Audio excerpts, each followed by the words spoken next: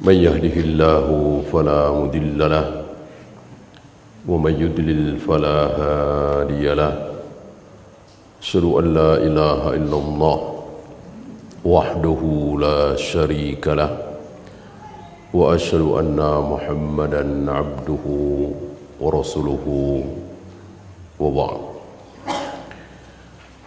Bapak-bapak, ibu-ibu, saudara-saudara sekalian,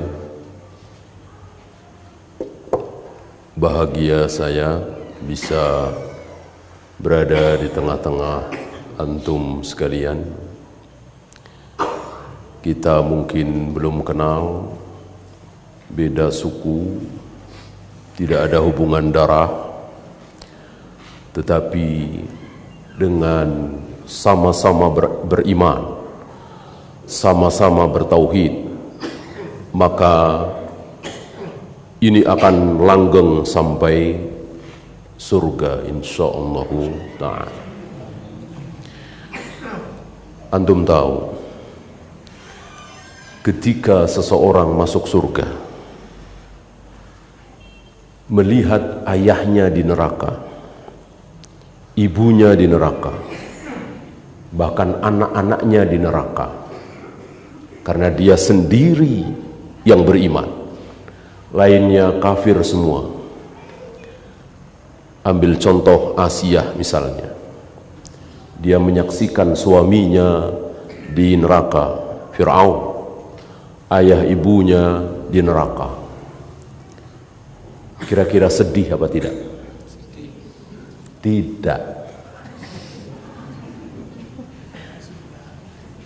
Tidak. Kenapa? Iya, surga tidak ada sedih. Kalau seseorang masuk surga menyaksikan ayahnya, ibunya, istrinya, suaminya, seluruh familinya masuk neraka, sedih. Nggak doyan makan, nggak doyan minum, mubazir itu makanan, bidadari surga nggak ada. Kenapa? Hubungan darah, kesukuan, kebangsaan, pertemanan, sekampung hilang.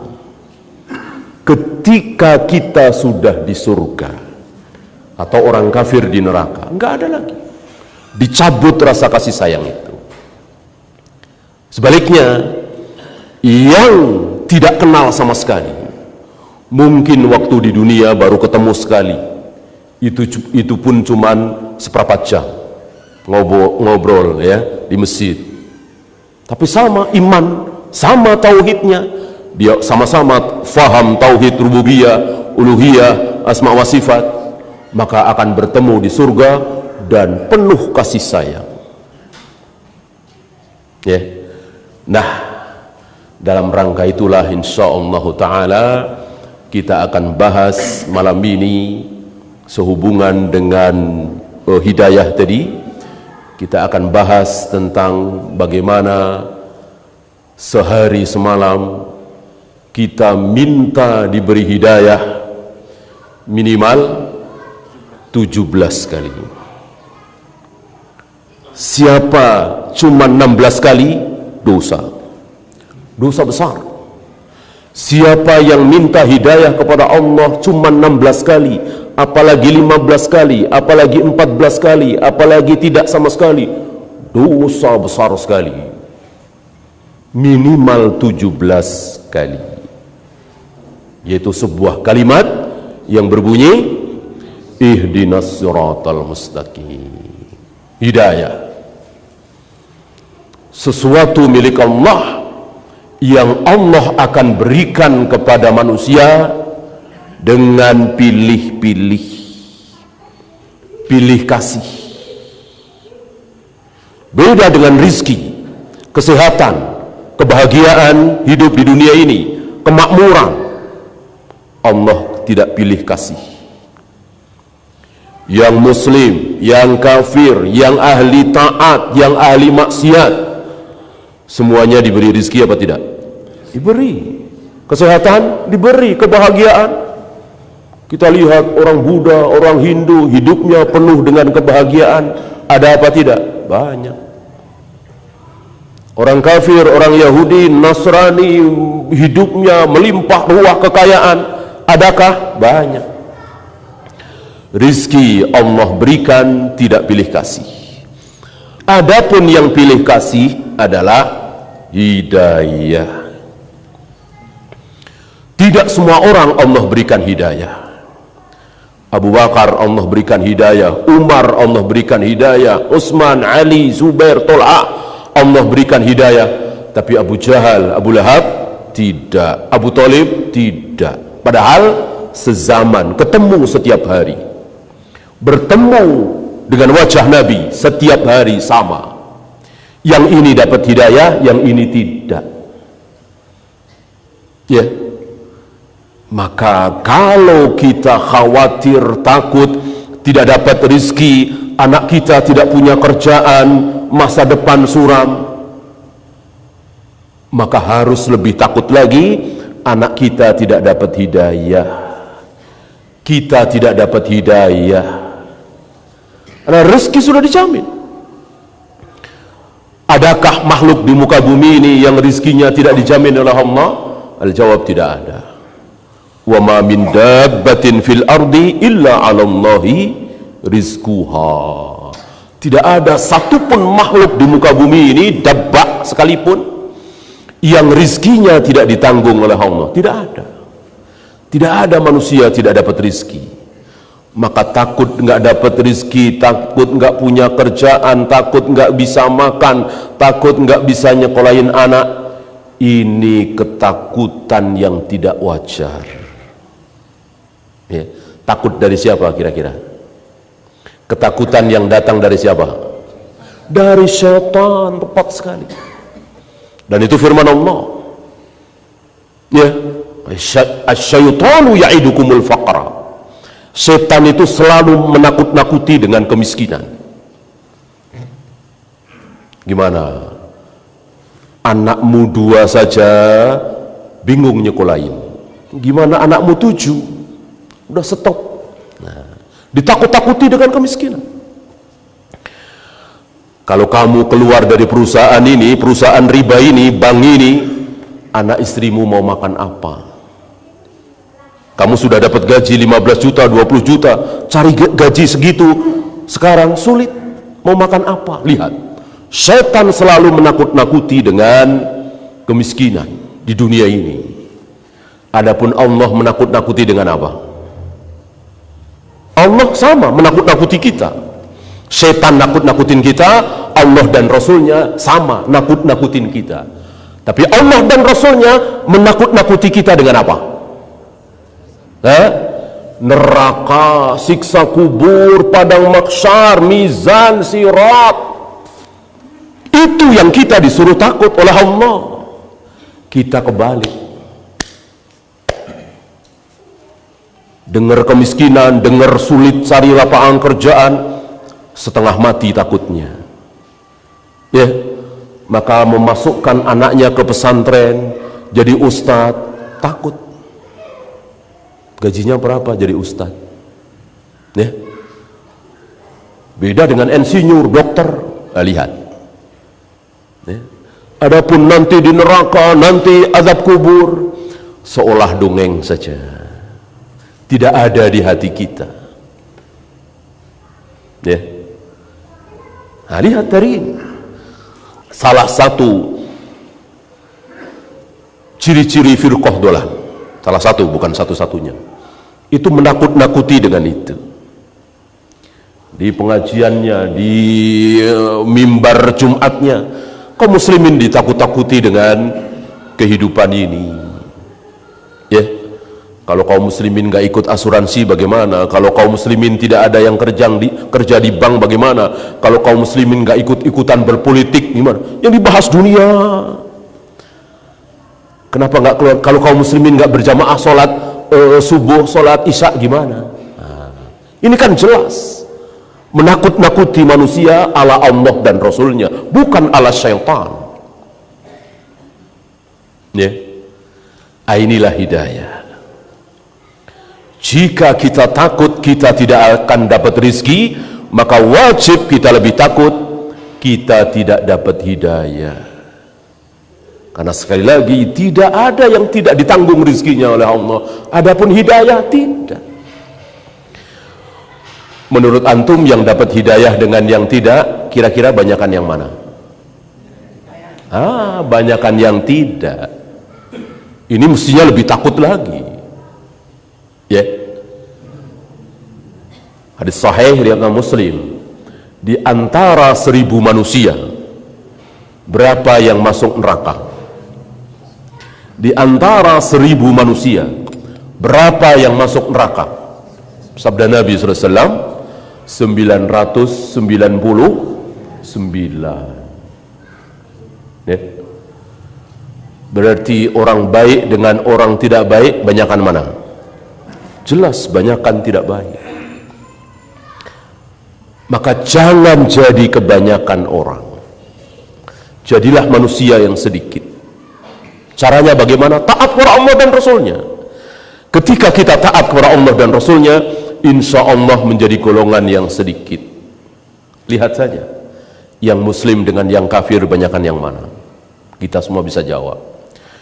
Yang muslim yang benar dengan yang aliran sesat, yang tidak mencontoh Nabi, banyakan mana? Kita semua bisa jawab. Yang sholat dengan yang tidak sholat, banyakan mana? Yang sholat berjamaah di masjid dengan sholatnya di rumah, banyakan mana? Yang menutup aurat dengan yang mengumbar aurat, banyakan yang mana? Terus. Maka semakin sedikit, semakin sedikit, semakin sedikit. Maka tepat sekali sabda Nabi, 1000 orang yang masuk surga hanya 1. Ya. Nah, kita bahas apa itu as-sirat.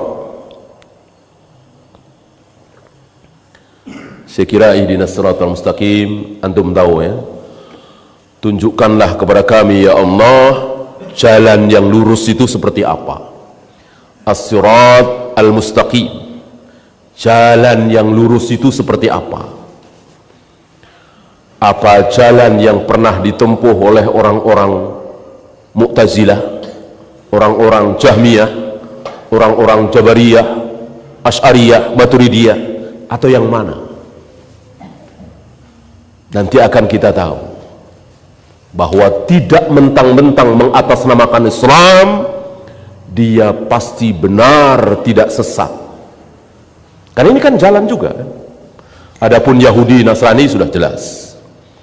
Alhamdulillah, saya yakin antum semua yang hadir di sini tidak terkena subhat liberal, jil, karena memang ini nggak laku. Saya kira mereka menawarkan dagangannya itu sudah hampir 20 tahun, nggak laku. Dari mulai pulangnya sarjana lulusan IAIN, diberangkatkan ke Chicago, ke Kanada, ke Toronto, belajar Islam dengan para orientalis, kemudian pulang ke Indonesia, menjual dagangannya, mendakwahkan keyakinannya bahwa semua agama benar, semua agama sama saja, yang akan masuk surga bukan hanya kaum muslimin, tapi Buddha, Hindu, segala macam dan seterusnya. Alhamdulillah, dagangan mereka ini tidak laku. Maka panik mereka, ya. Maka diganti namanya, bukan jil lagi, ya, tapi diganti menjadi jin. Ya, saya kira antum tahu. Nggak laku, alhamdulillah. Syubhat itu tidak sampai ke kampung-kampung. Kalau syahwat masuk ke kampung-kampung, ya. Kampung-kampung ada yang pakai rok mini, ada yang pakai celana pendek, ya, perempuan, ya. Masuk itu syubhat itu, syahwat itu. Kalau syubhat ini, alhamdulillah tidak laku.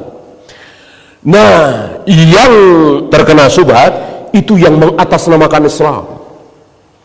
Pokoknya asal mengatasnamakan Islam, dia teriak la ilaha illallah Muhammadur Rasulullah, kitabnya Al-Quran, sholatnya 5 waktu, pasti benar, pasti masuk surga, tidak mungkin dia sesat. Betul? Betul? Salah. Salah. Berapa banyak orang yang teriak la ilaha illallah Muhammadur Rasulullah, kitabnya Al-Quran, sholatnya 5 kali dalam sehari berjamaah di masjid, tapi dia terancam neraka. Kenapa? Karena tidak memenuhi syarat as-sirat al-mustaqim. Maka ini yang akan kita pelajari. Sebetulnya jalan yang lurus itu yang mana? Allah sayang kepada kita. Allah tidak kejam. Allah tidak main teka-teki. Allah menjelaskan Al-Quran secara gamblang. Kalau kita mau belajar, maka ihdinas siratal mustaqim, jalan yang lurus itu Allah terangkan di ayat selanjutnya. Siratal ladzina an'amta alaihim. Siratal mustaqim, jalan yang lurus adalah jalannya orang-orang yang telah engkau beri nikmat. Lihat, ayat ini tidak mengatakan siratal mustaqim adalah jalannya orang-orang yang sholat 5 waktu, yang meyakini bahwa Al-Quran itu kitabnya, yang meyakini bahwa Tuhannya adalah Allah. Karena orang yang meyakini seperti itu masih bisa sesat. Sesat belum tentu kafir, awas, jangan salah paham. Ketika orang bilang sesat belum tentu kafir, tapi orang bilang kafir pasti sesat. Kafir pasti sesat. Yahudi kafir pasti sesat, Nasrani kafir pasti sesat, Buddha, Hindu, Konghucu kafir pasti sesat. Tapi ketika kita mengatakan Khawarij aliran sesat, pasti kafir? Belum tentu. Ya. Nah, orang yang mendakwahkan dirinya bertuhankan Allah, sholat menghadap ke kiblat Ka'bah, ahlul kiblat, kitabnya Al-Quran, dia ternyata masuk ke dalam aliran sesat, ini tidak mustahil. Kenapa?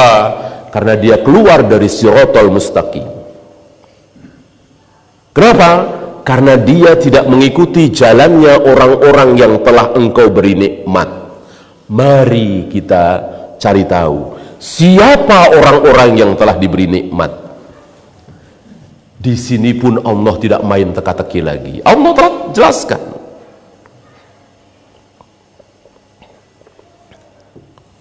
Para ulama mempelajarinya dan menemukannya. Di mana? Di surat An-Nisa. Akan kita dapati di surat An-Nisa 69 siapa orang-orang yang telah diberi nikmat oleh Allah. Ya.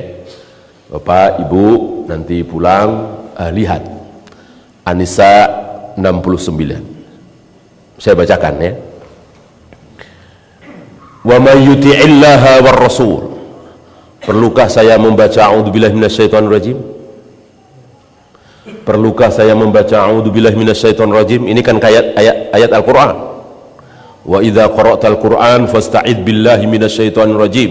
Kan ada perintah begitu. Jika engkau hendak membaca Al-Qur'an, bacalah ta'awudz, berlindunglah kepada Allah. A'udzubillahi minasyaitonir rajim. Nah, di sini saya baca ayat. Jelas, An-Nisa 69. Sunnahkah bagi saya, perlukah bagi saya dan kita semua mengucapkan a'udzubillahi minasyaitonir rajim? Jawabnya tidak perlu. Tidak perlu. Loh, bukankah ayatnya wa idza qara'tal Qur'an fasta'id billahi minasyaitonir rajim? Kalau mau baca Al-Qur'an, ini kan Al-Qur'an. Berta'awudz, a'udzubillahi minasyaitonir rajim. Jawabnya ini termasuk bagian yang kita bahas. Ya. Bahwa panutan kita, uswah kita, qudwah kita Rasulullah sallallahu alaihi wasallam diikuti oleh Abu Bakar, Umar, para sahabat, tidak pernah berkhutbah, ceramah, menukil ayat lalu sebelumnya baca a'udzubillahi minasyaitonir rajim. Apa iya kita lebih faham dari Rasul dan para sahabat? Apa iya Rasul dan para sahabat keliru tidak mengamalkan ayat tadi? Tentu Rasul dan para sahabat lebih faham, lebih tahu, lebih benar dari kita. Rasul, para sahabat tidak baca ta'awud. Rasul dan para sahabat baca ta'awud itu ketika akan mentilawah Al-Quran, baca Al-Baqarah dari awal, ya, diawali dengan a'udzubillahi minasyaitonirrajim atau a'udzubillahi samiil alim minasyaitonirrajim atau a'udzubillahi samiil alim minasyaitonirrajim min hamzihi wa nafthihi wa nafthihi. Ada 3 jenis ta'awud. Adapun menukil sebuah ayat sebagaimana yang dilakukan oleh Nabi di mimbar beliau, diteruskan oleh Abu Bakar berkhutbah di atas mimbar beliau, tidak pernah baca ta'awud ketika akan menukil sebuah ayat. Ta'awud sekali lagi dibaca ketika akan tilawah. Beda tentunya tilawah qiraah dengan menukil. Wa may yuti'illaha war rasul, barang siapa yang taat kepada Allah dan Rasulnya. Ingat, taat kepada Allah dan Rasulnya. Fa ulaika ma'an nabiyyin,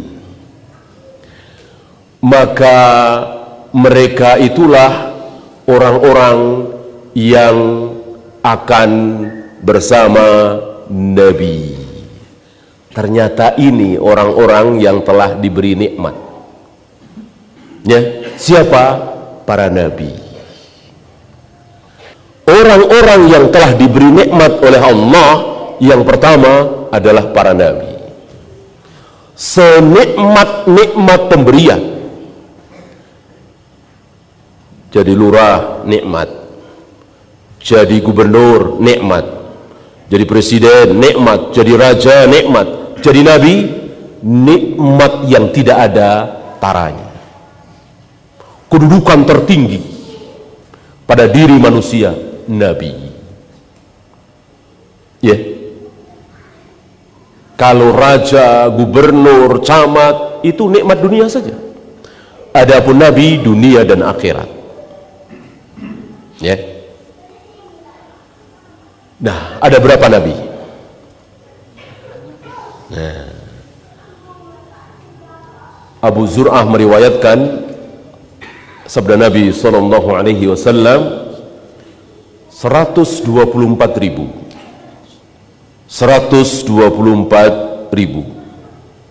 nabi. Dan umumnya nabi mayoritas adalah dari kaum apa? Bani Israel. Bani Israel. Ibnu Abbas menghitung yang di luar Bani Israel kira-kira 12 atau 13.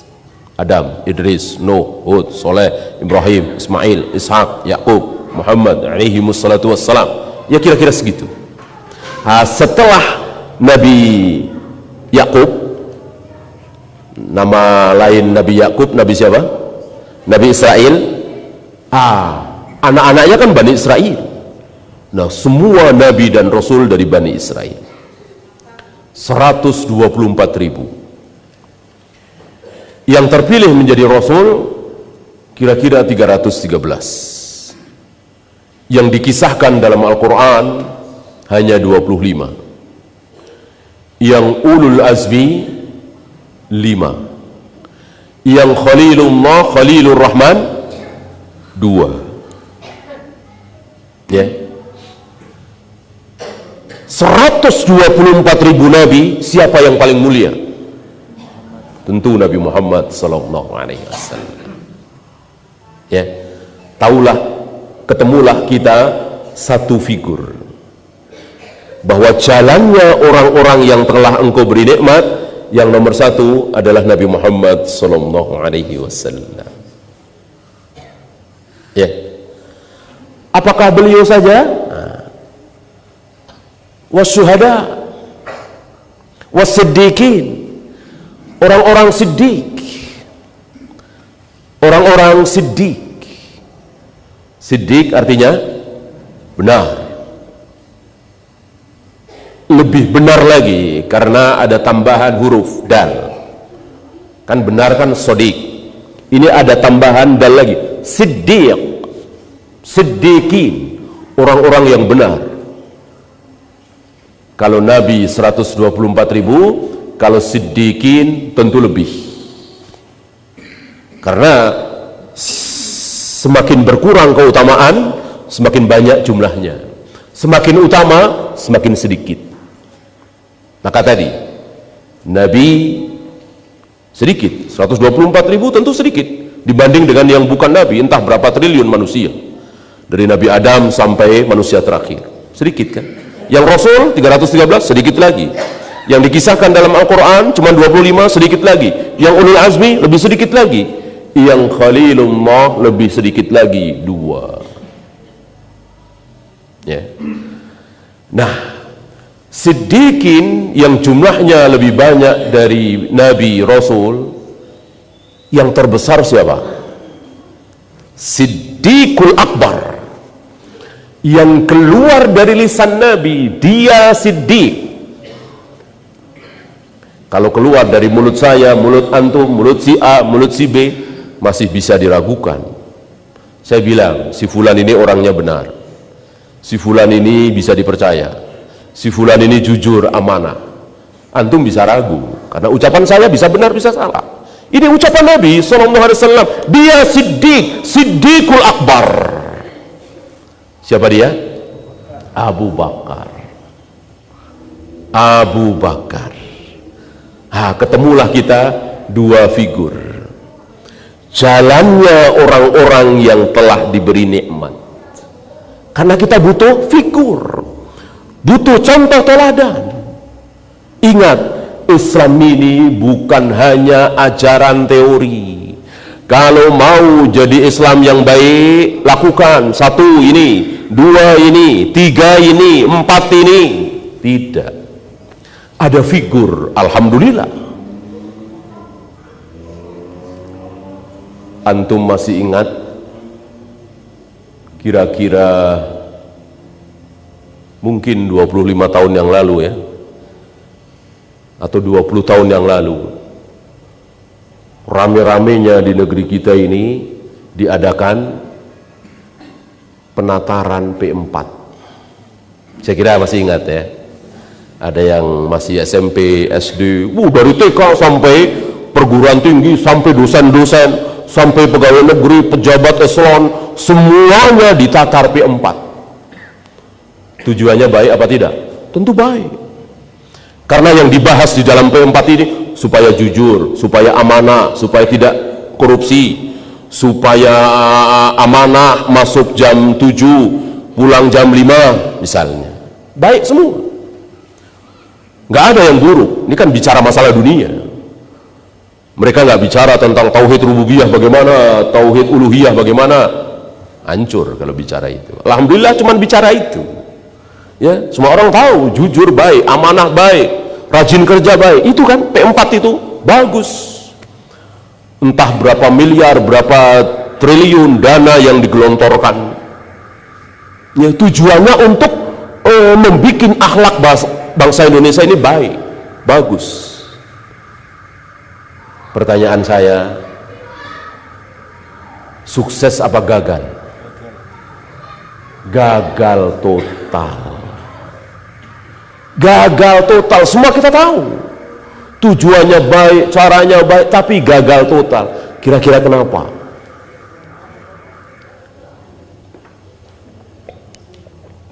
Kenapa gagal total? Tidak ada figur, tidak ada uswah, tidak ada qudwah. Yang ada hanya item per item. Kalau jadi Pancasilais sejati, caranya 1 begini, 2 begini, 3 butir-butir Pancasila, Pancasila 1, ada sekian butir, Pancasila kedua, sekian butir, isinya bagus semua. Kan nggak bicara masalah akidah, nggak bicara masalah fikih. Alhamdulillah. Kalau bicara masalah fikih ya hancur. Ya. Sila pertama ada 10 butir, salah satu butirnya tentang tayamum, tentang wudu, ya hancur insya Allah ya. Alhamdulillah ini bicara masalah dunia dan itu benar semua, bagus. Tapi gagal karena apa? Tidak ada figur. Siapa pengamal P4 nomor 1? Nggak ada yang bisa jawab. Nomor 2 nggak bisa jawab. Yang ada hanya teori per teori.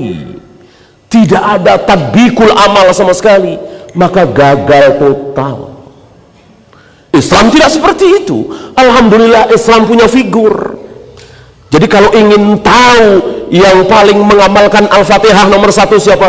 Rasulullah SAW, diikuti oleh para sahabat. Pengamal surat Yasin pertama kali siapa? Rasulullah SAW, diikuti oleh para sahabat. Yang mengamalkan surat Al-Baqarah, surat Ali Imran siapa? Rasulullah dan para sahabat. Rasulullah diikuti para sahabat. Itu figur. Maka ketika Aisyah ditanya, sebetulnya akhlak Nabi itu kayak apa sih? Nanya para tabi'in yang belum pernah bertemu dengan Nabi, nanya kepada ibundanya Aisyah radhiyallahu anha, akhlak Nabi itu seperti apa? Apa jawab Aisyah? Kana khuluquhul Quran. Akhlak Nabi itu adalah Al-Quran. Senyum Nabi, ucapan Nabi, kejujuran Nabi, salatnya Nabi, wudunya Nabi, semua dalam rangka menafsirkan dan mengamalkan Al-Quran. Istilah sekarang Al-Quran berjalan, itulah Nabi SAW, diikuti oleh para sahabat ridwanullah alaihim jami'an. Maka kita jangan ngarang sendiri. Fa idza qara'tal Qur'an fasta'id billahi minasyaitonir rajim. Seperti tadi, jika engkau akan baca Al-Quran, bacalah ta'awudz, a'udzubillahi minasyaitonir rajim. Jangan ngarang sendiri. Lihat Rasul dan para sahabat, kapan baca ta'awudz? Mereka lebih tahu dari kita. Ini rahasianya. Ini rahasianya kenapa Islam itu, dakwah Islam itu sukses, berhasil. Karena ada figur, ada uswah, qudwah, contoh teladan. Diawali oleh Nabi SAW, diteruskan oleh para sahabat. Ya. Kita ketemu 2 as-siddiqin. Yang nomor 1 adalah Abu Bakar Siddiqul Akbar. Gelar ini disematkan oleh Nabi kepada Abu Bakar di pagi hari, kira-kira waktu duha. Ketika yang lain gemetar, ketika yang lain maju mundur, ketika yang lain ragu-ragu untuk meyakini apa iya Rasulullah tadi malam berjalan, diperjalankan dari Masjidil Haram ke Masjidil Aqsa, naik ke Sidratul Muntaha, langit ke-7, turun lagi ke Masjidil Haram, tidak sampai 1 malam. Ini peristiwa yang luar biasa. Abu Bakar tidak ragu-ragu, Abu Bakar tidak maju mundur, Abu Bakar mantap, bahkan mengatakan lau qala a'jaba min hadza. Jika Muhammad SAW mengucapkan yang lebih aneh dari itu, yang lebih ajaib dari itu, yang lebih mustahil dari itu, aku percaya dia Nabi, dia Rasul, nggak mungkin bohong. Lihat kemantapan dan keimanan Abu Bakar menular, merembet, mempengaruhi yang lain. Akhirnya yang lain ikut mantap bahwa tidak mungkin Nabi bohong. Ya. Kita jangan mengira, kita semua insya Allah percaya Nabi Isra Mi'raj, karena kita tahu dari kecil. Dari TK kita sudah dikasih tahu oleh guru-guru kita bahwa Nabi diperjalankan dari Masjidil Haram, Masjidil Aqsa, Sidratul Muntaha dan seterusnya. Coba kita dengar langsung hari itu. Kalau nggak gemeteran kita, mau percaya apa tidak nih? Mau percaya apa tidak nih? Abu Bakar tidak ragu-ragu. Maka langsung Nabi menyematkan gelar As-Siddiq, Siddiqul Akbar kepada Abu Bakar. Ketemulah 2. Kita lanjutkan. Siapa golongan orang-orang yang telah diberi nikmat? Wasyuhada. Syuhada artinya, syuhada jamak dari syahid. Artinya orang-orang yang mati syahid. Orang-orang yang mati syahid nikmat. Gimana nggak nikmat? Pernah berzina,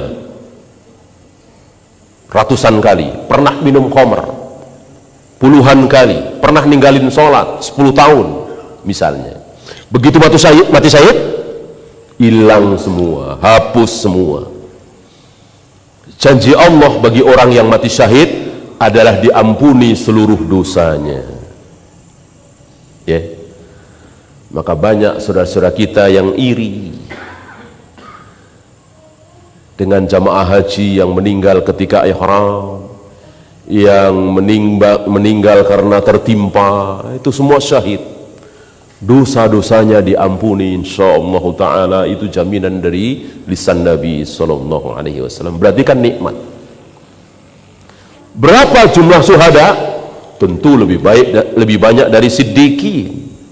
Nah, kita cari mana yang terbesar. Nabi yang terbesar sudah ketemu satu. Siddiqin yang terbesar sudah ketemu. Siapa tadi? Abu Bakar. Nah, sekarang syuhada yang terbesar, yang ketika masih hidup sudah dinyatakan syahid oleh Nabi sallallahu alaihi wasallam. Masih hidup. Orang mati syahid itu kan mati. Sudah mati dalam peperangan, oh syahid. Mati tenggelam, insya Allah mati syahid. Mati terbakar, insya Allah ada harapan mati syahid, tapi jangan memastikan ya. Mati tertabrak, insya Allah mati syahid, ada harapan. Ini masih hidup, belum meninggal, tapi sudah dinyatakan syahid, dan itu bukan harapan tapi kepastian. Keluar dari lisan Nabi sallallahu alaihi wasallam, wa ma yantiqu 'anil hawa in huwa illa wahyu yuha. Ya. Siapa dia? Umar dan Utsman. Di mana berita itu keluar dari lisan Nabi? Di atas gunung Uhud.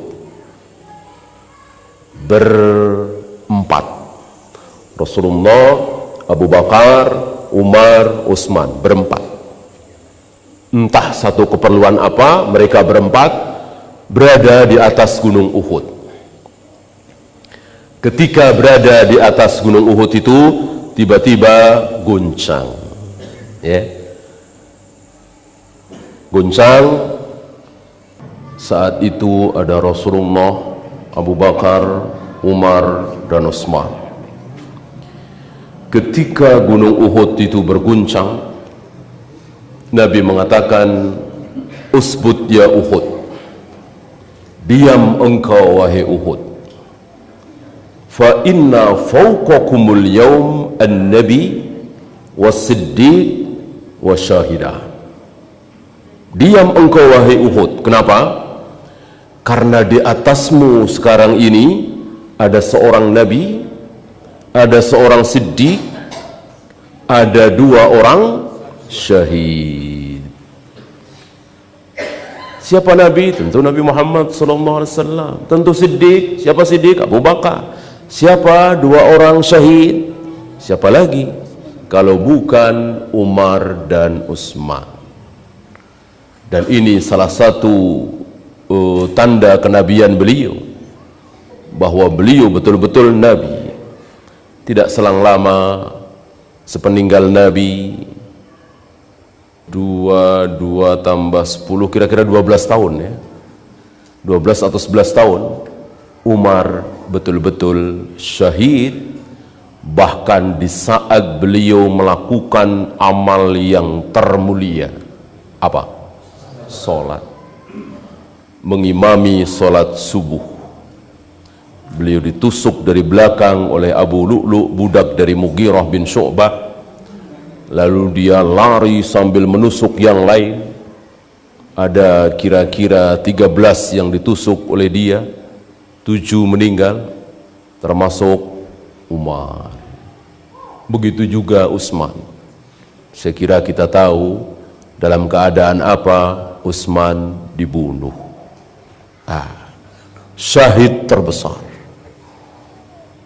Umar dan Utsman. Nah, tahulah kita 4 manusia. Rasulullah SAW, Abu Bakar, Umar, Utsman.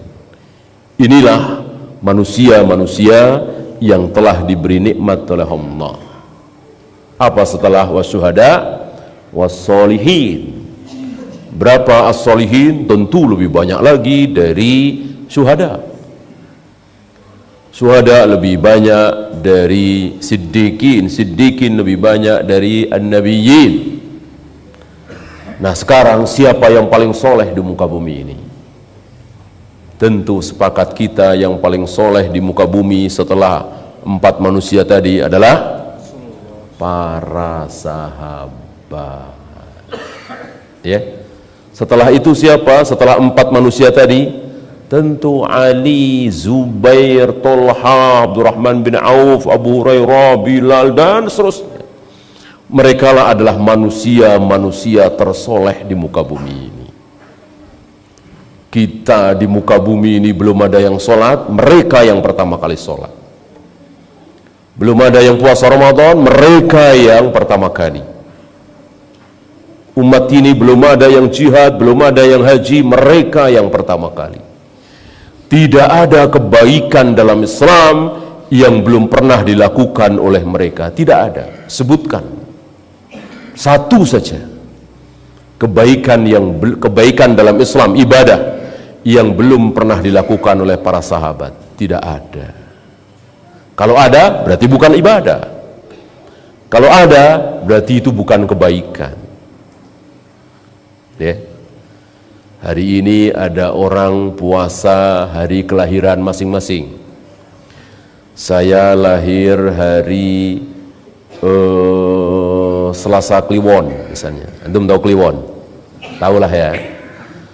Lalu Selasa Kliwon itu saya puasa. Ya. Si fulan lahir Jumat Pahing, maka Jumat Pahing itu dia puasa. Ya. Pernahkah ini dilakukan oleh para sahabat? Berpuasa di hari kelahiran masing-masing. Abu Bakar lahir tanggal 10 Syawal misalnya. Lalu setiap 10 Syawal Abu Bakar puasa. Umar lahir tanggal 16 Rabiul Awal misalnya. Lalu setiap tanggal 16 itu Umar puasa. Tidak ada. Maka itu bukan ibadah, bukan kebaikan. Karena kaidah mengatakan lau kana khairan lasabaquna ilaihi. Seandainya sebuah perbuatan itu baik, diridhoi oleh Allah, benar, hak, tentu para sahabat yang pertama kali melakukan. Ya. Ini. Nah, tahu kita jalannya orang-orang yang telah diberi nikmat oleh Allah, rupanya Rasul dan para sahabat. Kepada merekalah kita mencontoh. Dan yang kita contoh jangan hanya sesuatu yang akal kita bisa mencerna. Yang kita contoh dari Rasul dan para sahabat itu apa? Kejujurannya, amanahnya, rajin menolong orang, dermawan. Tentu itu tidak salah. Tapi jangan lupa ada yang lebih besar dari itu, yang akal tidak bisa mencerna. Kalau itu akal bisa mencerna. Adakah orang jujur padahal tidak kenal dengan Rasul dan para sahabat? Tentu ada, banyak. Adakah orang amanah padahal nggak kenal dengan Rasul dan para sahabat? Ada. Adakah orang dermawan padahal dia tidak kenal dengan Rasul dan para sahabat? Ada, banyak. Tapi adakah orang yang sholatnya benar sementara dia tidak tahu tata cara sholat Rasul dan para sahabat? Nggak mungkin. Adakah orang yang melempar jumrohnya benar padahal dia tidak tahu cara melempar jumrohnya Rasul dan para sahabat? Adakah orang yang tayamumnya benar padahal dia tidak kenal cara tayamum Rasul dan para sahabat? Ini tidak mungkin. Itu garis besarnya di situ. Ya, yang dikehendakinya di situ. Bukan yang tadi. Banyak para khutbah menitik beratkan mencontoh Rasul dan para sahabat itu apanya? Kejujurannya, amanahnya, dermawannya. Kalau itu nggak usah nyontoh Rasul dan para sahabat, bisa. Bisa. Lihat Bunda Teresa, Mahatma Gandhi, kenal dengan Rasul dan para sahabat? Enggak. Mengikuti manhaj Rasul dan para sahabat? Enggak. Tapi beliau jujur, beliau amanah, beliau rela mengorbankan waktunya, tenaganya untuk menyantuni orang-orang miskin. Orang baik beliau, tapi sesat dan kekal di neraka selama-lamanya. Kita tidak boleh ragu mengatakannya. Karena apa? Karena tidak mengikuti Rasul dan para sahabat dalam hal ibadah mahdhah, dalam hal tauhid, dalam hal yang akal tidak bisa mencerna. Ya. Nah, dengan demikian maka tidak boleh tidak ada pilihan bagi kita kecuali tayamum kita, wudhu kita, melempar jumrah kita, mencium hajar aswad harus mencontoh Rasul dan para sahabat. Beda, terancam ibadah kita tertolak. Man amila amalan laisa alaihi amruna fahuwa radd. Barang siapa yang beramal ibadah kok tidak mencontoh kami, Rasul dan para sahabat, tertolak. Allah nggak mau terima ibadah-ibadah yang tidak pernah dicontohkan oleh Rasul dan para sahabat. Oleh karena itu para ulama, lihat jelinya para ulama, cintanya para ulama kepada sunnah Nabi. Mereka mengatakan mencium hajar aswad dengan mengecupnya mengeluarkan bunyi, hukumnya dosa. Lihat, sekedar kecupan mereka bilang dosa. Kenapa? Karena Rasul dan para sahabat tidak pernah mencontohkan mencium hajar aswad dengan mengecupnya. Rasul dan para sahabat mencontohkan hanya menempelkan bibir atau pipi beliau ke hajar aswad itu tanpa disertai kecupan. Maka disertai dengan kecupan bid'ah, karena melebihi dari apa yang dicontohkan oleh Rasul dan para sahabat. Lihat saudara-saudara kita hari ini, bukan sekedar kecupan ya, tapi diusek-usek ya, saking apanya biar puas ya. Nggak boleh seperti itu ibadah. Ibadah harus mencontoh Rasul dan para sahabat, tidak boleh larang sendiri dengan hawa nafsu. Kapan lagi saya, mumpung saya ada kesempatan mencium hajar aswad ya. Antum sedang duduk-duduk di depan Ka'bah nunggu azan misalnya, duduk, tiba-tiba hajar aswad sepi, tumben-tumbenan, biasanya kan penuh sesak misalnya. Begitu sepi, antum datang, langsung antum cium ya. Berpahala apa dosa? Benar apa salah? Hak apa batil? Batil. Kenapa? Kenapa? Iya, Rasul dan para sahabat ketika mencium hajar aswad itu selalu sambil tawaf. Nggak ada Rasul dan para sahabat mencium hajar aswad tanpa tawaf. Nah, kita suka-suka kita, yang penting nyium. Nah, ini contoh yang sangat sederhana, kecil.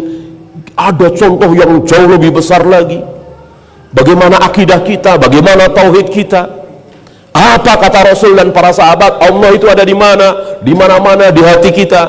Apa berada di arsy? Rasul dan para sahabat hanya mengucapkan satu kalimat, Ar-Rahmanu 'alal arsy istawa. Allah yang Maha Rahman itu berada di arsy, bersemayam di arsy. Ini yang besar, jauh lebih besar dari yang tadi. Walaupun yang tadi tidak boleh kita katakan kecil, sepele. Sesuatu di dalam Islam tidak boleh kita katakan kecil, sepele. Semuanya besar.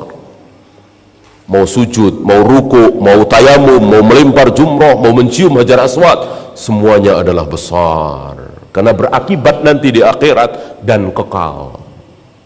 Pahala itu kekal. Sujud satu kali akan dibalas oleh Allah, balasan itu kekal. Kalau balasan itu tidak kekal, 2000 tahun, 3000 tahun, maka ada saat di mana kita harus keluar dari surga. Ada saat di mana kita sudah tidak boleh menikmati fasilitas surga kalau balasan itu tidak kekal. Ya kan sudah dibalas terus tiap hari dengan kenikmatan, ya lama-lama habis balasan itu. Ya tidak, sujud satu kali akan dibalas oleh Allah dengan kenikmatan surga kekal selama-lamanya. Inilah murahnya Allah. Maka balasan dunia itu nggak ada apa-apanya. Kita nikmati walaupun 1 miliar, 2 miliar, 1 triliun, 2 triliun, kita nikmati berapa? 300 tahun? Nggak ada yang berani mengatakan seperti itu. Saya akan nikmati kenikmatan sebagai lurah, sebagai camat, sebagai gubernur 300 tahun. Nggak ada yang berani mengatakan seperti itu. 100 tahun? Nggak ada yang berani. Ya, paling 20 tahun lagi, 15 tahun lagi, 10 tahun lagi. Ya, bahkan mungkin sebulan lagi, bahkan mungkin seminggu lagi. Habis itu habis sehabis-habisnya, tidak bersisa sama sekali. Adapun kenikmatan akhirat luar biasa, kekal selama-lamanya. Ya, bagaimana kita pilih yang sebentar ini? Kita lupakan yang kekal selama-lamanya. Apa enggak bodoh itu? Apa enggak rugi itu? Maka tepat sekali Allah katakan, innal insana lafi khusrin. Rugi manusia itu serugi-ruginya, kecuali ini yang beriman, beramal soleh, saling berdakwah dengan sabar dan seterusnya. Ya, ghairil maghdubi alaihim, bukan jalannya orang-orang yang dimurkai. Ini pun kita tidak akan tahu siapa sih orang-orang yang dimurkai. Tanpa penjelasan dari Nabi, tanpa tafsir dari Nabi, kita nggak akan tahu orang yang dimurkai itu siapa sih. Mungkin di benak kita, oh pezina, oh penjudi, oh pelacur, oh koruptor. Tidak. Nabi menjelaskan al-maghdubi alaihim hum siapa? Al-Yahud. Al-maghdubi alaihim, orang-orang yang dimurkai adalah Yahudi. Jadi 17 kali minimal sehari semalam kita memohon kepada Allah, ya Allah, jalannya Rasul dan para sahabat itu kayak apa? Berikan petunjuk kepada kami agar kami bisa tahu, agar kami bisa mengamalkan. Bukan jalannya orang-orang Yahudi, ya Allah. Itu yang kita minta setiap hari. Tapi sayang, justru sebagian dari kita malah mengikuti Yahudi, meninggalkan cara Rasul dan para sahabat. Ya, kumis dikerok habis, jenggot dikerok habis. Cara siapa? Ya, cara Nasoro. Jenggot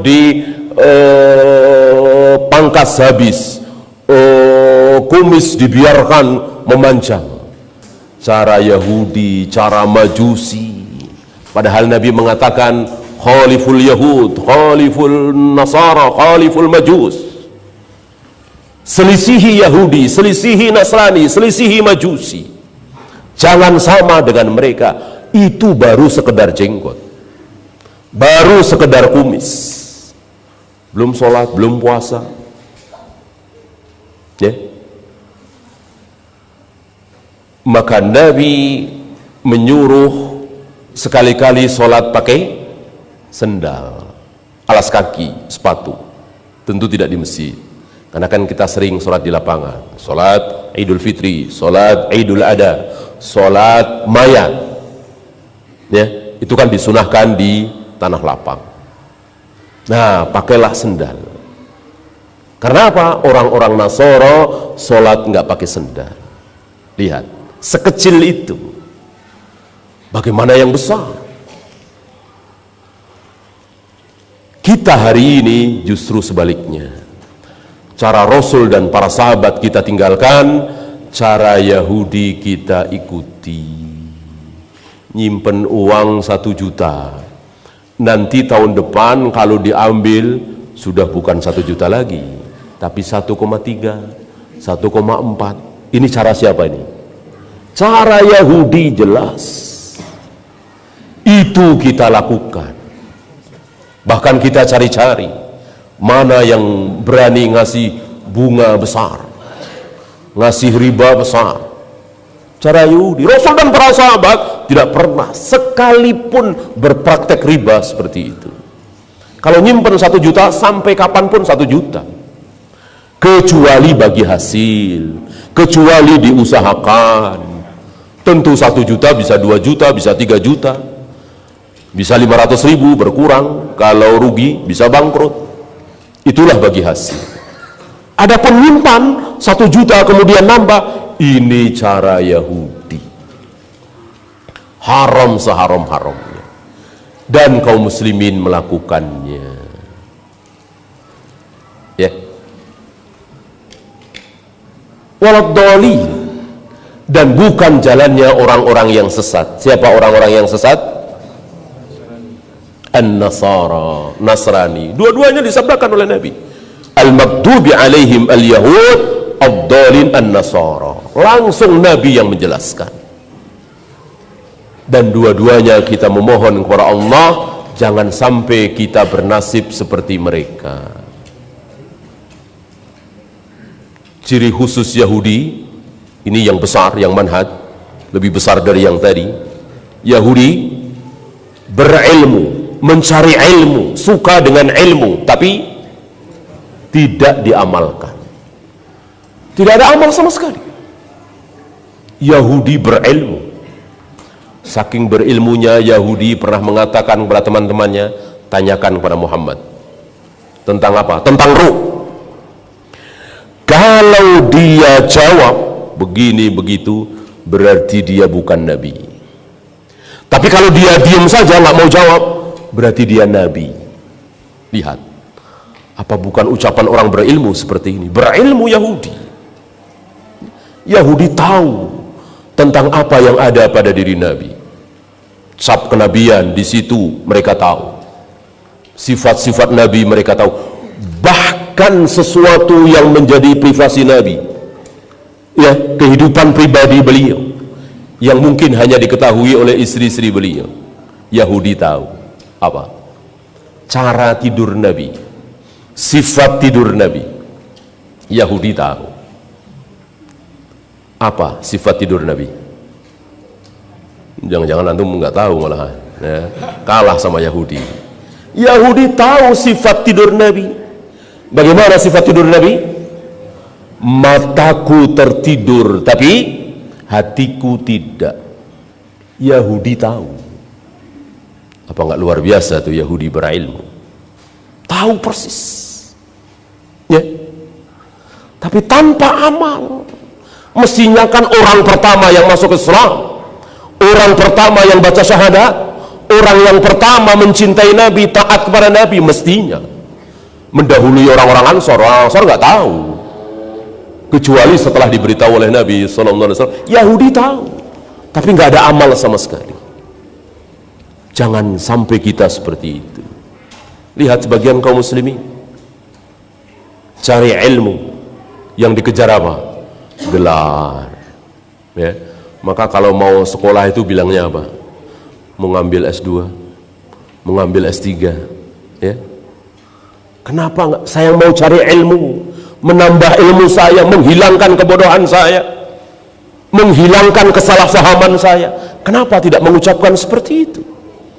Kenapa mengatakan ngambil S2, ngambil S3? Kalau sudah dapat S3, selesai. Antum tahu kapan Imam Humaidi itu selesai berguru dengan Imam Syafi'i? Imam Syafi'i di Mekah, Imam Humaidi salah satu guru dari Imam Bukhari. Nama yang disebut awal-awal oleh Imam Bukhari, Haddatsana Humaidi. Itu murid dari Al-Imam Syafi'i. Imam Syafi'i ke Baghdad diikuti, Imam Syafi'i ke Mesir diikuti. Imam Syafi'i wafat di Mesir, baru selesai. Gak ada istilah lulus, ya. Hari ini dibatasi S2, S3, selesai. Gak ada belajar lagi. Gak ada para ulama seperti itu, ya. Jangan seperti Yahudi. Jadi ilmu adalah untuk ilmu, mestinya ilmu untuk diamalkan. Kebalikannya Yahudi, Nasrani. Bagaimana Nasrani? Beramal tanpa ilmu. Lihat antum orang-orang Kristen, Nasara, Katolik, Protestan di gereja-gereja mereka beramal dengan nyanyi-nyanyi, habis itu nangis-nangis, amalin tanpa ilmu sama sekali, tanpa kehidupan ilmiah.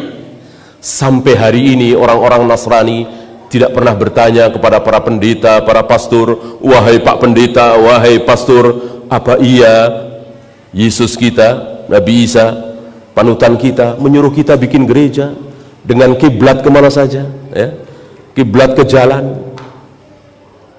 Lihat kaum muslimin, sebodoh-bodoh kaum muslimin bikin masjid nggak asal-asalan, ya, selalu kesananya itu ke Ka'bah, ke Mekah, minimal ke Saudi. Mereka tidak asal-asalan, jalan ke sono ya ke sono, jalannya ke sini ya ke sini. Apa nggak ingat mereka bagaimana mereka mempertahankan Baitul Maqdis sebagai kiblat? Nggak ada lagi, nggak ada pertanyaan seperti itu. Apakah Yesus panutan kita menyuruh kita seperti ini, nyanyi-nyanyi di gereja, habis itu tertawa, habis itu menangis? Nggak ada pertanyaan seperti itu. Ini pun mirip sebagian kaum muslimin. Tidak pernah bertanya kepada para kiainya, Pak Kiai, betulkah Nabi kita mengajarkan kalau ada yang mati ditahlilkan 3 harinya, 7 harinya, 40 harinya, 100 harinya? Gak ada pertanyaan seperti ini. Ini kan pertanyaan wajar. Kalau Nabi ajarkan, tentu sami'na wa ata'na. Kalau Nabi nggak ajarkan, gimana kita mau melaksanakan ibadah yang tidak pernah dicontohkan oleh Nabi, tidak pernah dilakukan oleh para sahabat? Ibadah apa ini? Apa iya Nabi kita mencontohkan, Pak Kiai, setiap melewati 12 Rabiul Awal lalu mengadakan maulid Nabi, memperingati kelahiran Nabi Muhammad SAW? Nggak ada pertanyaan seperti itu, kecuali orang-orang yang dirahmati oleh Allah. Dan sudah saatnya kita bertanya. Kan kita bukan budak, kita semua merdeka. Tentu kita wajib tahu, tanya kepada guru kita, kiai kita. Apa Nabi mengajarkan setiap pertengahan Sya'ban sholat nisfu Sya'ban? Pertanyaan sederhana, pertanyaan wajar. Kalau dijawab iya mencontohkan, nih hadisnya ini di Bukhari, ini di Muslim. Bukhari, Muslim, Abu Dawud, Nasai, Tirmidzi. Sekarang mudah sekali, mudah sekali. Dulu kutubu tis'ah mungkin satu mobil nggak muat, sekarang satu kantong ya muat. Mencarinya tinggal klik, mudah. Kenapa tidak kita bergunakan nikmat Allah yang sangat besar? Sudah waktunya. Jangan apa kata kiai, apa kata tuan guru, apa kata buya, apa kata syekh. Kebenaran milik Allah dan Rasulnya, bukan milik siapa-siapa. Wa in tanaza'tum fi syai'in farudduhu ila Allah war Rasul. Jika kalian berselisih dalam syai', ini tanpa alif lam, ini nakirah istighraq, apapun dalam agama ini, mau masalah tauhid, mau masalah akidah, mau masalah muamalah, semua dikembalikan kepada Allah dan Rasulnya. Ya, ini sudah waktunya kita belajar seperti ini. Sudah bukan zamannya lagi belajar apa kata si A, apa kata si B. Emang mazhab kami begini, sudah. Kalau nggak mau ya cari mazhab lain. Emang pelajaran kami begini, kalau nggak mau sudah. Buat apa qala Allah wa qala Rasul? Buat apa? Ingat Abu Sufyan waktu itu masih kafir. Ketika ditanya oleh Heraklius, Azimur Rum, pembesar Romawi, panjang pertanyaannya. Salah satu pertanyaan, madza ya'murukum? Apa yang diperintahkan oleh dia Muhammad yang mengaku sebagai nabi itu? Keluar dari mulut Abu Sufyan ucapan yang hak. Apa? Fa'ala ma yaqulu aba'ukum. Tinggalkan apa yang diucapkan, apa yang dilakukan oleh nenek moyang kalian. Lihat, Nabi yang menyuruh. Kita disuruh meninggalkan ucapan nenek moyang, bapak kita. Itu Nabi yang menyuruh kembali kepada ucapan Allah dan Rasulnya. Dan ini persatuan yang hakiki. Kalau masing-masing fanatik dengan madhab masing-masing, kiai masing-masing, guru masing-masing, kapan selesainya? Sudah waktunya kita tinggalkan semua. Kita kembali kepada qala Allah wa qala Rasul ala fahmis sahabah.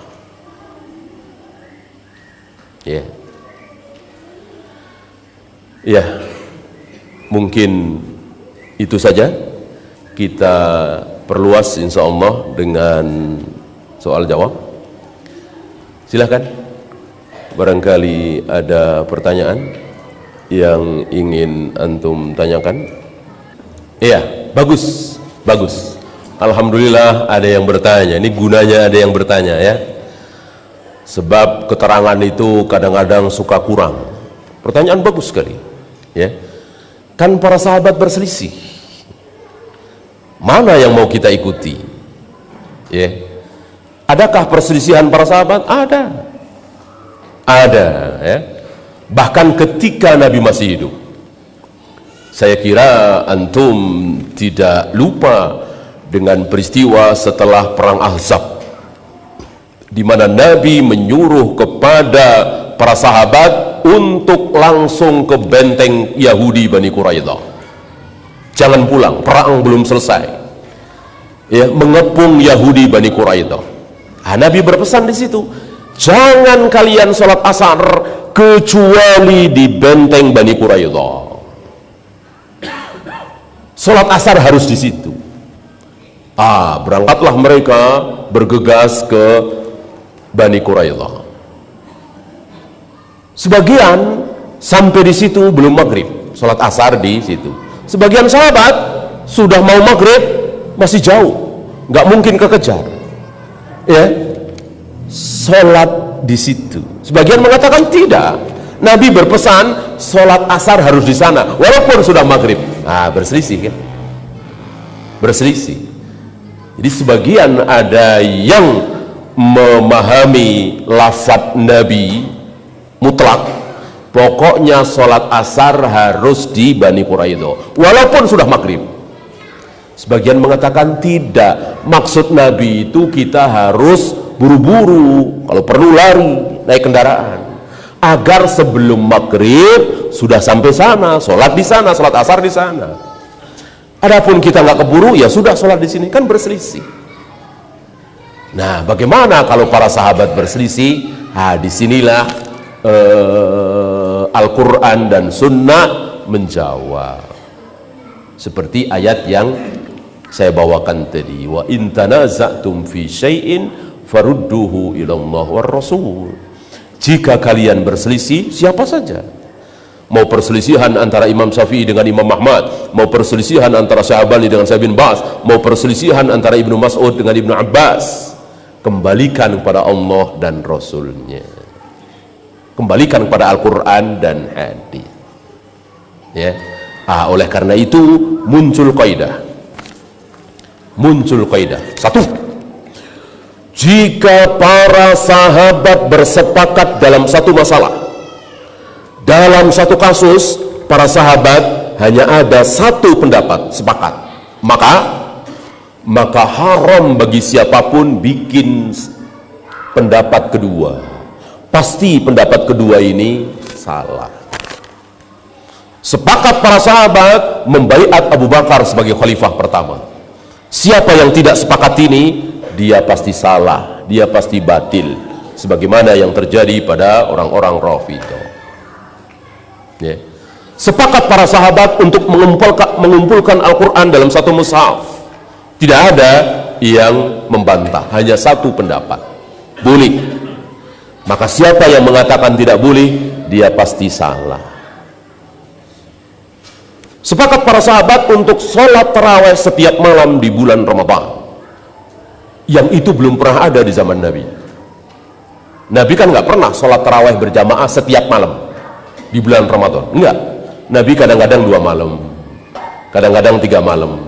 Kan beliau kira-kira 8 kali melewati Ramadan. Artinya turunnya kutiba alaikumusiyam kama kutiba alal ladina min qablikum itu kira-kira 8 tahun sebelum Nabi wafat. Berarti 8 kali kira-kira Nabi berjamaah sholat tarawih di masjid, kadang 2 kali, kadang 3 kali, nggak pernah tiap malam. Tapi sahabat sepakat dimulai dari zaman Umar untuk berjamaah sholat tarawih setiap malam. Tidak ada satupun yang protes. Ibnu Abbas mengatakan misalnya, bukankah ini nggak pernah dicontohkan oleh Nabi? Saya nggak setuju. Nggak ada. Ibnu Mas'ud, Abu Hurairah, Aisyah, semuanya diam. Semua setuju dengan ijtihad Umar. Lalu kita bilang Umar berbuat bid'ah, Umar keliru. Ini pasti salah ucapan kita. Ya. Jika para sahabat hanya ada satu pendapat, maka tidak boleh ada pendapat kedua. Nah sekarang, jika sahabat ada 2 pendapat dalam satu kasus, dalam satu permasalahan, maka kita tidak boleh membuat pendapat ketiga. Kebenaran itu pasti ada di antara salah satu itu, satu dari 2 itu. Ya. Tentu bukan majelis kita untuk membahas perselisihan sahabat, misalnya tentang mandi junub, ya kan berselisih antara Aisyah dengan Ibnu Abbas, Ibnu Umar dalam masalah mandi junub, ya. Ibnu Abbas juga pernah berselisih dengan Aisyah tentang masalah sutroh salat. Bahkan Ibnu Abbas pernah berselisih juga dengan Aisyah dalam masalah Rasul pernah melihat Allah apa tidak. Itu bisa dibahas. Tentu itu dengan majelis yang rutin, ya. Tidak majelis seperti ini. Butuh waktu, butuh kesabaran.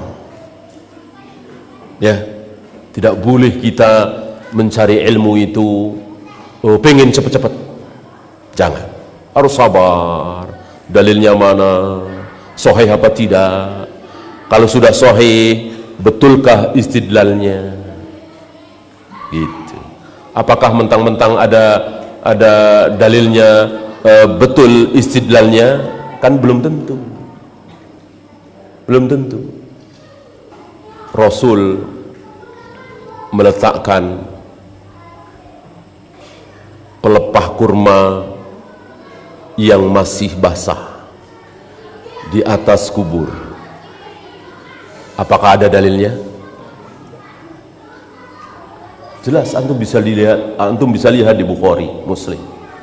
Rasul meletakkan pelepah kurma yang basah di atas kubur dengan harapan si penghuni kubur yang sedang disiksa ini diperingan. Itu perbuatan Nabi. Tapi betulkah bahwa itu sunnah Nabi yang harus kita contoh? Bahwa kita disuruh meletakkan daun-daunan yang masih basah di atas kubur famili kita agar siksa dari saudara-saudara kita yang sudah meninggal ini diperingan.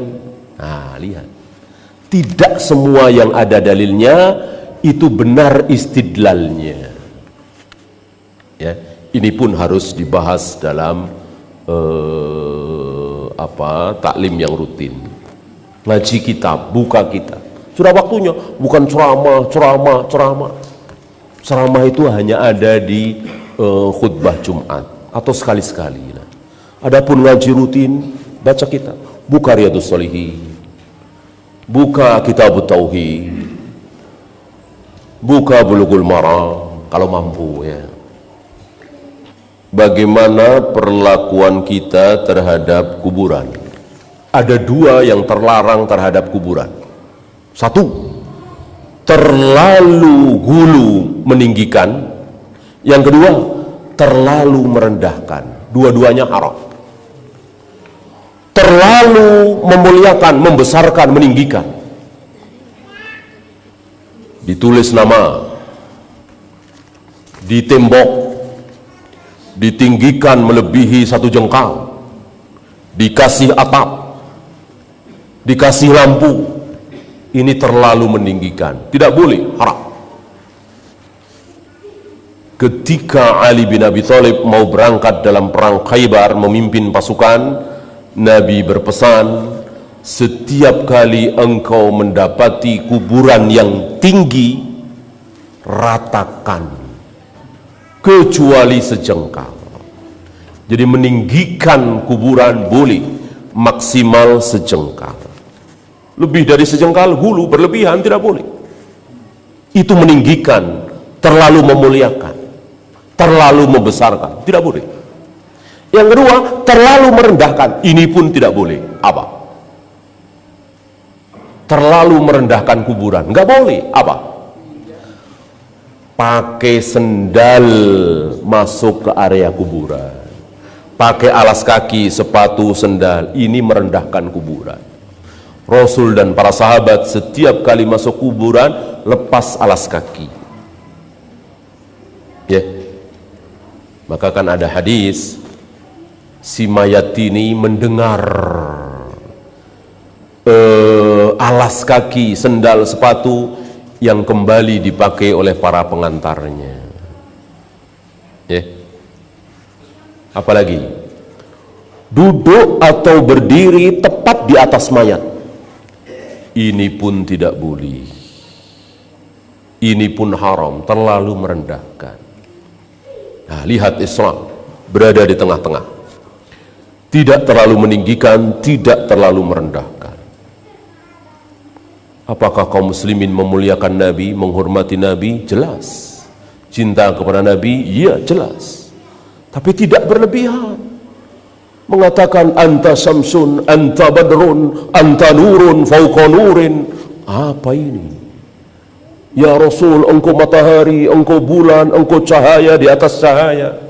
Siapa yang cahaya di atas cahaya? Allah Rabbul Alamin. Allahu nurus samawati wal ard. Bukan Nabi Muhammad sallallahu alaihi wasallam. Ya. Wa tanhallu bihil uqadu wa tuqda bihil hawaiju wa tunalu bihil raghaibu. Ini berlebih-lebihan. Dengan engkau semua ikatan bisa terlepas ya Rasul. Dengan engkau semua kebutuhan bisa terpenuhi ya Rasul. Dengan engkau semua musibah bisa ditolak ya Rasul. Ini memposisikan Nabi persis seperti Allah. Siapa yang bisa melepaskan ikatan? Allah Rabbul Alamin. Siapa yang bisa memberikan manfaat kepada manusia? Allah Rabbul Alamin, bukan Nabi sallallahu alaihi wasallam. Nah, pas. Harus pas. Begitu juga kuburan. Bagaimana kalau kuburan di tembok? Tadi sudah terjawab ya. Kalau orang tua kita kuburan beliau di tembok, apa yang kita lakukan? Kembalikan sebagaimana wasiat Nabi tadi. Jika engkau mendapati kuburan yang meninggi, bukan tembok, bukan gimana tembok, meninggi saja, mungkin 2 jengkal, mungkin 1,5 jengkal, kata Nabi, ratakan. Boleh ditinggikan maksimal sejengkal. Bagaimana tembok? Iya, saya kira tidak sulit untuk merubah dari tembok ke gundukan tanah biasa. Boleh dipasang batu di situ atau kayu di situ sebagai tanda bahwa di situ ada mayat yang membujur. Tidak boleh berdiri di situ, tidak boleh duduk di situ, kecuali darurat tentunya ketika sedang membawa keranda, kan darurat itu. Bisa jatuh kalau kita menghindari. Ya.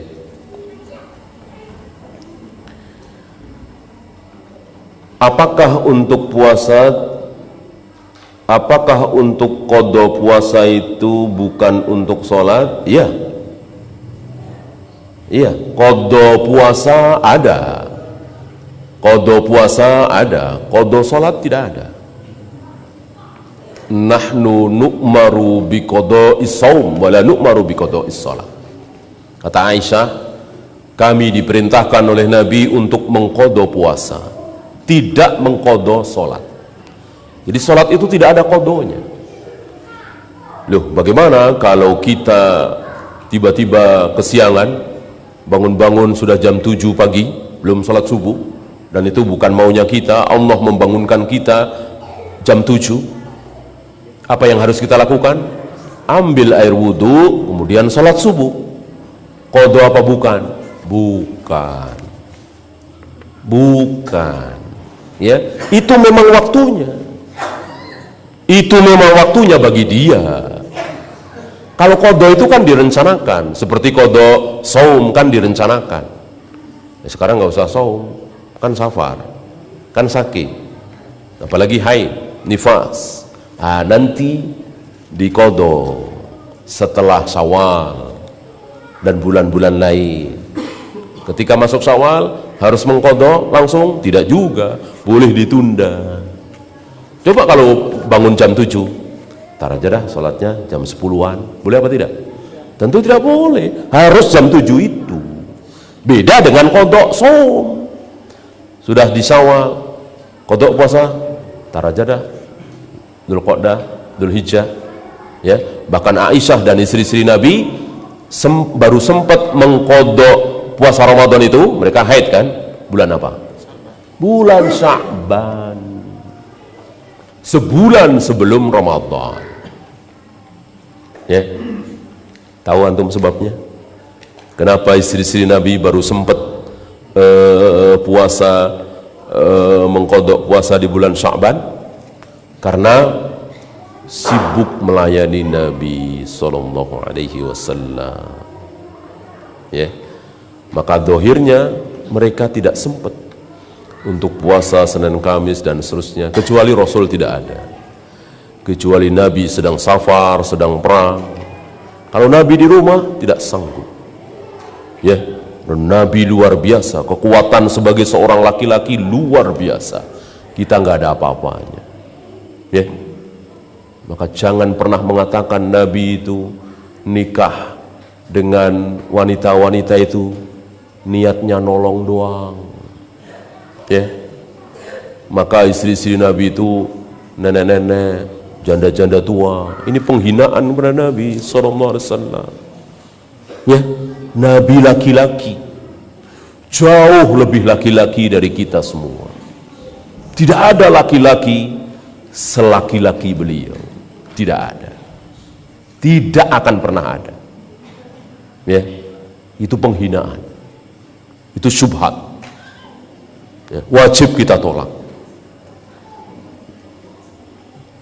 Nah, ini pengalaman pernah mengqadha sholat bersama seorang buya di sebuah jamaah.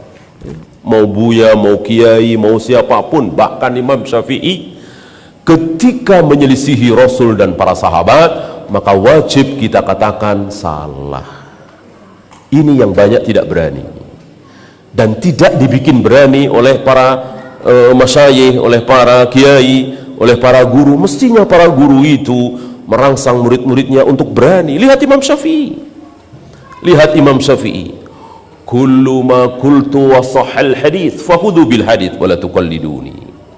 Setiap yang aku katakan ternyata bertentangan dengan hadis sahih, maka tinggalkan ucapanku, ambil hadis yang sahih. Lihat, Imam Syafi'i merangsang murid-muridnya, para jamaah, untuk berani meninggalkan ucapan beliau Imam Syafi'i kalau mendapati hadis sahih bertentangan dengan ucapan Imam Syafi'i. Dan begitu juga Imam Ahmad, begitu juga Imam Abu Hanifah, Imam Malik, seluruh imam madhab menyuruh para jamaahnya, murid-muridnya, untuk hanya berpegang pada Al-Quran dan Sunnah. Bahkan Imam Syafi'i mengatakan, aku siap rujuk, aku siap rujuk ketika ternyata pendapatku, madhabku bertentangan dengan hadis sahih, walaupun dari dalam kuburku, aku siap rujuk. Ya, walaupun aku sudah mati. Kalau aku masih hidup, rujuk gampang, tinggal ditulis di di Qaulul Qadim, Qaulul Jadi. Kalau sudah mati, aku akan rujuk dari dalam kuburku. Lihat keberanian seorang imam. Nah, oleh karena itu ada seorang ulama bermadhab Syafi'i mengatakan, madhab Syafi'i tidak kunut subuh. Orang kaget, karena semua orang tahu menurut madhab Syafi'i hadis kunut subuh sahih. Ya, beliau kunut subuh. Gitu. Tapi seorang ulama ini termasuk madhab Syafi'i tidak kunut subuh. Loh kok begitu? Iya. Karena jelas hadisnya ini dhaif. Beliau rujuk. Kapan rujuknya? Dari dalam kubur beliau. Kan Imam Syafi'i sendiri yang mengatakan. Lihat. Ya. Ini pelajar-pelajar dahulu, murid-murid para ulama. Tidak seperti sekarang. Bentar-bentar ini kata syekh, bentar-bentar ini kata kiai, bentar-bentar ini kata buya. Mau dikemanakan qala Allah wa qala Rasul? Kecuali kita baru saja masuk Islam, kita anak SMP, anak SD mungkin nggak tahu apa-apa kan? Kita sudah belajar, ya, sudah saatnya kita bertanya, ya, mana dalil? Ini hal yang wajar. Wallahu a'lam. Iya, kalau dalam hal ibadah, dalam hal akidah, ya, kecuali dalam hal dunia, kecuali dalam hal masalah yang ghairu mahdhah, ya. Kalau dalam hal ibadah, apa kalau bukan sesat? Apa kalau bukan salah? Ya, walaupun baik. Gitu. Coba antum sebutkan contoh yang tidak pernah dilakukan oleh Rasul dan para sahabat, yang tidak pernah diyakini oleh Rasul dan para sahabat, dan sekarang diyakini dan itu benar. Apa? Ya. Nah, kalau mereka ahlul bidah, ya contohnya banyak sekali. Tahlilan, muludan, nggak pernah dilakukan oleh Rasul dan para sahabat, tapi benar. Nah, manakiban, 7 bulanan, ya, nggak pernah dilakukan oleh Rasul dan para sahabat, tapi benar. Saya bisa mengatakan, Rasul belum pernah sholat 2 rakaat dalam rangka memperingati hari pernikahan. Saya akan melakukan sholat 2 rakaat dalam rangka memperingati hari pernikahan saya. Dan itu benar.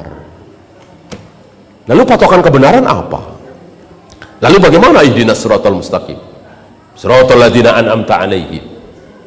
Alaikum bisunnati wa sunnatil khulafa'ir rasyidin mahdiyyin. Mau dikemanakan itu? Ikutilah aku dan para sahabatku. Kalau kita boleh mengikuti di luar beliau dan para sahabat, ya, kita boleh mengikuti Imam Syafi'i tanpa dalil. Kita boleh mengikuti Imam Maliki tanpa dalil. Buat apa Nabi mengatakan ikutilah aku dan para sahabatku? Sia-sia ucapan ini. Kalau kita boleh mengikuti Imam Syafi'i, Imam Bukhari yang menyelisihi Rasul dan para sahabat, ucapan sia-sia itu, ya, maka wajib kita yakini seyakin-yakinnya. Ibadah, akidah, sholat, wudhu, tayamum, melempar jumroh, mencium hajar aswad yang tidak ada contoh dari Rasul dan para sahabat, bid'ah, sesat, terancam neraka. Wallahu a'lam. Apa yang dilakukan oleh Rasul diikuti oleh para sahabat selesai sholat. Antum bisa baca di Bukhari, Muslim, lain-lain sifat salat Nabi dan lain-lain sifat zikir Nabi. Yang dilakukan oleh Nabi adalah astagfirullah, astagfirullah, astagfirullah, tanpa lafaz al-adi.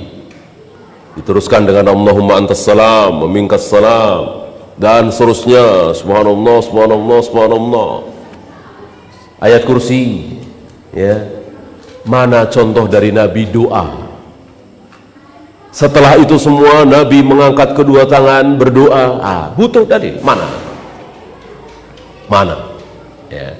Yang ada justru Nabi berdoa memohon kepada Allah itu justru sebelum salam. Sebelum salam. Allahumma inni ala zikrika dan seterusnya. Allahumma inni a'udzubika min azabil qabr dan seterusnya. Itu sebelum salam. Karena sebaik-baik doa permohonan kepada Allah itu ketika salat, wabil khusus sujud. Sedekat-dekat seorang hamba dengan Tuhannya adalah ketika sedang sujud. Fa'aksir doa fi sujud. Maka perbanyaklah berdoa memohon kepada Allah ketika sujud. Ya. Bukan setelah sholat. Setelah sholat zikir wirid. Tapi ketika selesai zikir, antum ingat teman antum sedang sakit, antum mengangkat kedua tangan, ya Allah sembuhkan penyakit teman saya si fulan, tentu boleh. Ya. Iya, mengatakan harus menghadap kiblat, mengatakan harus membelakangi kiblat, semuanya harus dalil, harus dengan dalil. Kalau ada dalil, tentu sami'na wa ata'na. Ya. Mana ada dalil berdoa harus menghadap kiblat? Ya. Kalau sholat harus menghadap kiblat, jelas. Gitu. Ada firqah besar di negeri kita ini yang beranggapan bahwa menghadap kiblat itu sunnah dalam segala hal. Gitu. Mau ngaji, mau duduk-duduk, mau ngobrol, ya disunahkan menghadap kiblat. Repot bener ya, kita ngobrol berlima menghadap kiblat semua, ngobrol ya, repot bener. Ya kalau ada sunnahnya repot-repot juga nggak apa-apa. Ya ini nggak ada sunnahnya, mana dalil dari Nabi bahwa disunahkan menghadap kiblat dalam segala keadaan? Tidak. Menghadap kiblat itu disunahkan, diharuskan, diwajibkan hanya ketika sholat. Ya, kecuali di sofa dan di marwah. Kita disunahkan berdoa menghadap kiblat. Di luar itu butuh dalil. Kalau memang ada sami'na wa ata'na, kita laksanakan. Kalau nggak ada, tunggu. Gitu. Saya tidak menjazmkan tidak ada. Ya, mungkin saya belum tahu. Antum sudah tahu. Ya laksanakan kalau memang ada. Jadi belajar itu begitu. Tunggu sampai ada dalil. Bukan mentang-mentang orang melakukan langsung kita ikuti. Walaupun yang kita ikuti hewan-hewan kita yang rajin ngaji, belum bisa, nggak bisa. Harus dalil. Inilah belajar. Barakallahu fiik. Jawabnya apa? Wa fiik barakallah. Barakallahu fiik wa fiik barakallah. Seolah seperti assalamualaikum, waalaikumsalam, alhamdulillah, yarhamukallah kalau bersin. Ini jelas dalilnya. Tapi barakallahu fiik wa fiik barakallah ini butuh dalil. Mana? Ya. Sementara antum ingat ketika Abdurrahman bin Auf ditawari oleh Sa'ad bin Rabi. Ditawarin apa? Ditawarin separuh hartanya dan satu istrinya, kan istrinya dua. Abdurrahman bin Auf baru datang dari Mekah hijrah ke Madinah, nggak punya harta apa-apa, nggak punya istri. Ditawari istri, ya kalau mau pilih yang mana akan aku ceraikan, dan harta separuh. Apa yang diucapkan oleh Sa'ad bin Abi Waqqas? Barakallahu fi. Apa jawab Sa'ad bin Rabi? Nggak jawab. Apa iya kita lebih faham dari Sa'ad bin Rabi? Satu, ya. Dua, ketika Nabi berkata kepada Urwah, saya kira antum masih ingat ketika Urwah diberi uang 1 dinar oleh Nabi untuk mencarikan seekor kambing, dapat 2 ekor kambing dan seterusnya. Urwah pinter dagang, Nabi senang, maka Nabi mengucapkan barakallahu fi. Antum tahu jawab Urwah? Urwah nggak jawab wa fik barakallah. Dua, ya. Apa mungkin Urwah tidak lebih faham dari kita? Ya. Satu lagi, ketika Nabi berbicara tentang siksa kubur, para sahabat ada yang menjerit takut. Inilah para sahabat mendengar tentang siksa kubur ketakutan. Kalau kita ketakutan mendengar tentang kemiskinan, cari kerjaan susah, para sahabat takut terhadap siksa kubur. Fatimah binti Qais agak jauh dari masjid, nggak tahu kenapa beberapa sahabat teriak, kedengaran oleh Fatimah. Ketika beberapa sahabat pulang, salah satunya orang Ansor, Ditanya oleh Fatimah, tadi Rasulullah membahas apa? Kok sampai para sahabat menjerit berteriak? Barakallahu fiik. Ya, tolong dijawab barakallahu fiik. Sama laki-laki Ansor ini tidak menjawab wa fiik barakallah. Ya, lihat. Memang ada jawaban wa fiik barakallah, tapi tidak masyhur yang pertama, karena tiga ini tidak ada. Kemudian itu ada hubungannya dengan hadiah, ya. Jadi Aisyah pernah memberikan hadiah kepada seseorang, yang diberi hadiah itu mengatakan barakallahu fiik. Aisyah menyuruh pembantunya itu untuk mengucapkan wa fiik barakallah. Dari sini maka para ulama menyimpulkan bahwa wa fiik barakallah itu dijawab dalam rangka memberikan hadiah. Bukan setiap barakallahu fiik dijawab dengan wa fiik barakallah. Ini contoh yang tidak terlalu besar. Ya, contoh sederhana bahwa jangan mentang-mentang ikhwan, bahkan jangan mentang-mentang ustadz, bahkan jangan mentang-mentang ulama lalu pasti benar kita ikuti. Jangan. Tetap kita harus tahu sandarannya, Al-Quran dan Sunnah. Ya minimal kita nanya, Pak Ustadz, kenapa tadi Pak Ustadz sholat ketika atahiyat menggerak-gerakkan jari? Ya. Dia jawab, oh ini sunnah Nabi, ini ada hadisnya di Sunan Abu Daud. Tentram kita. Walaupun dia bohong, urusan dia. Ya, setidaknya membawakan sabda Nabi. Kita sikoh kepada beliau. Gitu. Beda kalau jawabannya, saya ini mesantren 18 tahun. Ya, udah ikutin saja. Kalau saya gerak-gerak, kamu ikutin aja gerak-gerak. Nggak usah banyak nanya. Saya 18 tahun di pesantren. Tirukan jangan. Jangan, ini nggak ilmiah. Mau 18 tahun, mau 30 tahun, salah ya salah. Itu nggak ilmiah jawaban seperti itu. Jawabannya ini Nabi seperti ini, hadisnya ada di sini. Walaupun kita tidak harus mencek di Bukhari kitab apa, bab apa, nggak harus. Kecuali memang yang ingin lebih memperdalam.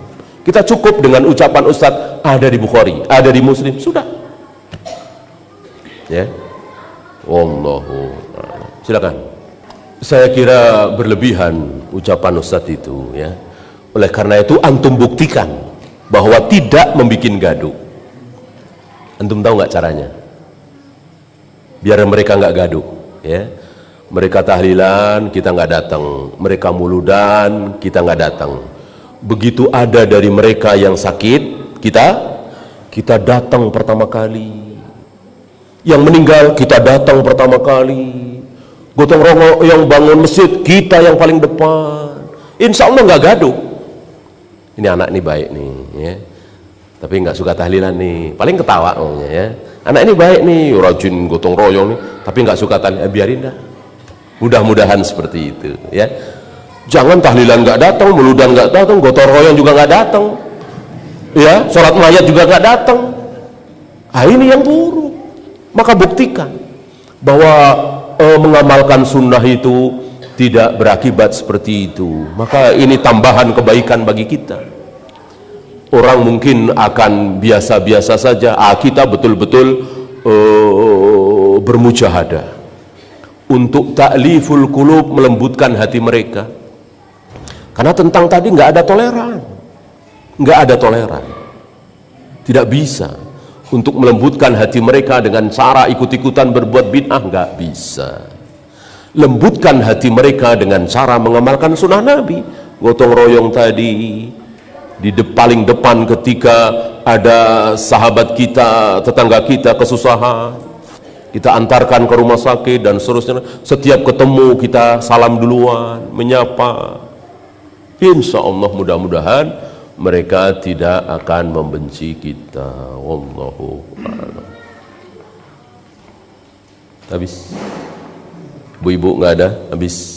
Ya. Kalau habis kita akhiri, mudah-mudahan bermanfaat. Yang benar dari Allah, yang salah dari saya. Kita tutup. Subhanakallahumma bihamdika asyhadu an la ilaha illa anta astaghfiruka wa atubu ilaik. Assalamualaikum warahmatullahi wabarakatuh.